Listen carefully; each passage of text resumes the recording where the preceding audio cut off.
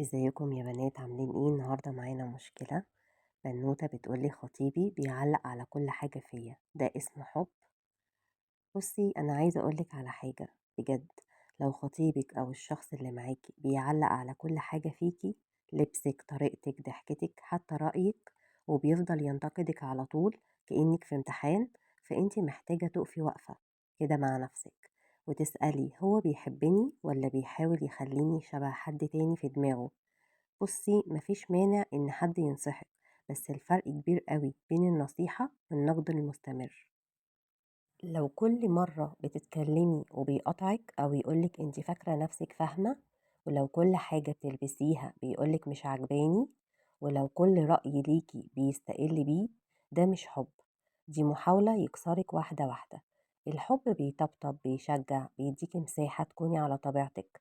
الحب بيقول لِك أنا باحبِك كده وباكبر بيكِ مش يقلل منِّك. طب تعملي إيه؟ أول حاجة اتكلمي بصراحة، قوليله أنا ابتديت أتضايق لما بحس إنك مش شايف غير العيوب بس. تاني حاجة حافظي على صورتك قدام نفسك، ما تسيبيش كلامه يهزك. لو النقد بقى تقليل وسخرية لازم تفكري، هل ده الشخص اللي هكمل معاه؟